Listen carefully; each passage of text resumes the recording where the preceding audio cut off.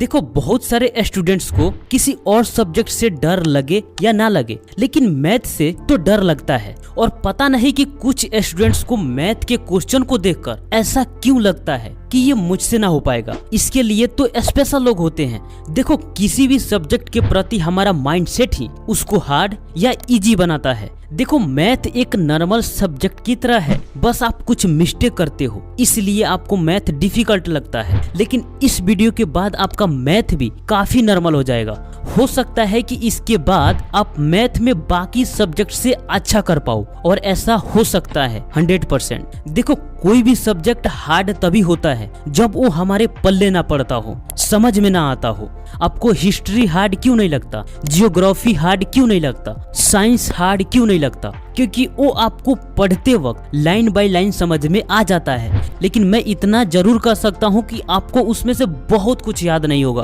भले आप आंसर को 10 बार याद करके भूल जाओ, लेकिन आप इसे हार्ड नहीं बोलोगे। लेकिन मैथ एक ऐसा सब्जेक्ट है जिसको याद करने की जरूरत नहीं होती, बस कंसेप्ट को समझना और कुछ फार्मूले को याद करना होता है, और थोड़ी सी लॉजिक लगाकर आप किसी भी क्लास के मैथ को पूरा कंप्लीट कर सकते हो। अब मैं आपको बताऊंगा कि आप मैथ को इजी कैसे बना सकते हो, और जिनका मैथ इजी नहीं है वो कहाँ गलती कर रहे हैं। और हाँ, एक बात क्लियर कर दूं कि मैथ में मेहनत लगता है, और जो स्टूडेंट्स मेहनत करने से डरते हैं उनके लिए शायद मैथ नहीं है। अब आप इतना मत डरो कि मैथ में बहुत ज्यादा मेहनत लगता है, ऐसा नहीं है। आप बाकी सब्जेक्ट से थोड़ा ज्यादा समय दोगे तो आपका मैथ भी काफी इजी हो जाएगा।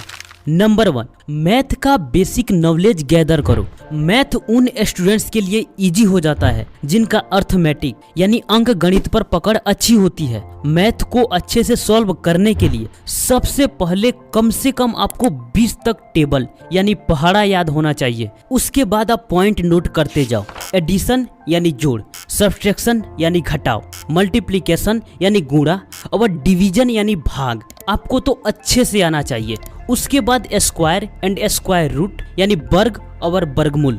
उसके बाद एलसीएम एंड एचसीएफ। उसके बाद फ्रैक्शन यानी भिन्न, इसका भी जोड़ घटाव गुना और भाग होता है। उसके बाद simplification. Next cube and cube root यानी घन और घनमूल।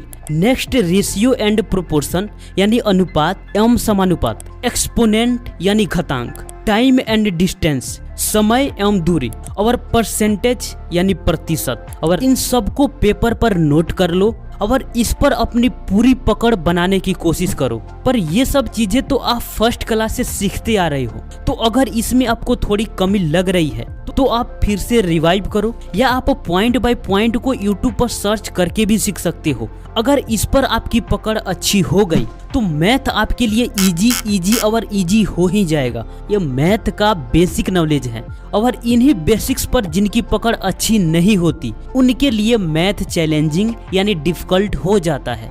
उसके बाद आप फार्मूला का नोटबुक बनाओ, क्योंकि आपके बुक में मैक्सिमम क्वेश्चन फार्मूला से ही सॉल्व होते हैं। तो आप जिस भी क्लास में हो, अगर आप मैथ पर पकड़ बनाना चाहते हो तो आप कोई भी चैप्टर सॉल्व करने से पहले अगर उस चैप्टर में फार्मूला दिए गए हैं तो सबसे पहले कॉपी में नोट कर लो, उसे याद करो, उसके बाद आप क्वेश्चन को सॉल्व करो। ये आपके लिए आसान हो जाएगा। वैसे भी अगर आप कोचिंग जाते हो या स्कूल जाते हो तो मैथ का मैक्सिमम क्वेश्चन टीचर ही सॉल्व करा देते हैं, पर फार्मूला तो वो आपके लिए याद नहीं करेंगे, आपको ही करना होगा। क्योंकि दोबारा प्रैक्टिस और एग्जाम में लिखने के लिए फार्मूला ही काम आएगा। जैसे आप एक छोटी सी एग्जांपल से समझो। अगर आपसे बोला जाए कि एक सर्कल का एरिया निकालो जिसका रेडियस 5 सेंटीमीटर है, तो आपके माइंड में सबसे पहले क्या आएगा? उसका फार्मूला। अगर फार्मूला याद है तो आप आसानी से सॉल्व कर लोगे और वो आपके लिए तो इजी होगा। लेकिन अगर फार्मूला याद नहीं है तो वही क्वेश्चन आपके लिए मुश्किल हो गया। तो सबसे पहले आपका काम है कि मैथ का बेसिक्स पर पकड़ बनाओ।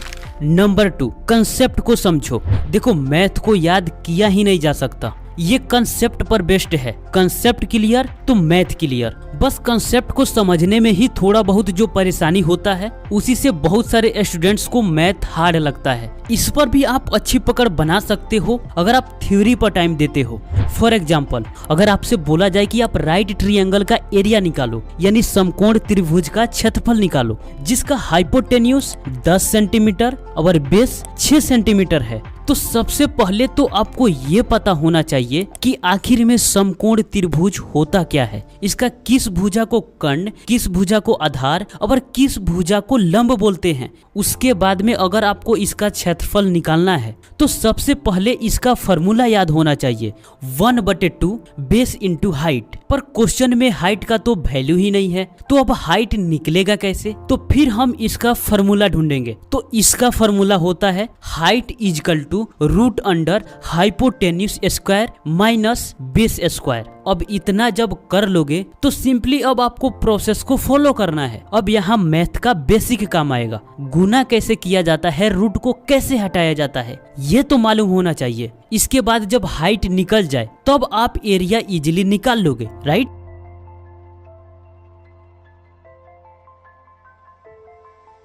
तो मैथ को इजीली सॉल्व करने के लिए कंसेप्ट से लेकर बेसिक तो मजबूत होना ही चाहिए, जो कि अगर आप मेहनत करते हो तो धीरे धीरे आप मैथ पर पकड़ अच्छी बना सकते हो। Number 3, practice. आपको सब कुछ मालूम है, लेकिन अगर आप प्रैक्टिस नहीं करते हो फिर भी आप मैथ में वीक हो जाओगे, क्योंकि मैथ प्रैक्टिस से ही इजी होता है।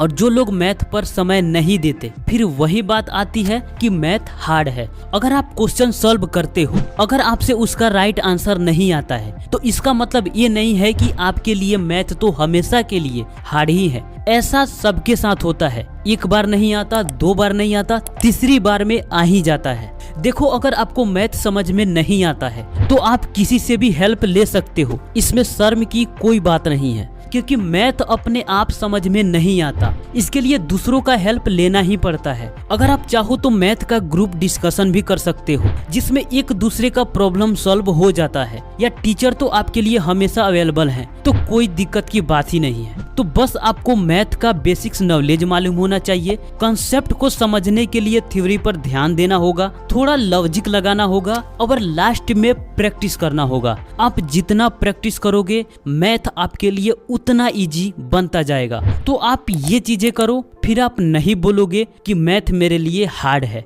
तो दोस्त, कैसा लगा वीडियो कमेंट बॉक्स में जरूर बताना। मिलते हैं आपसे फिर अगले वीडियो में, तब तक के लिए आपका धन्यवाद।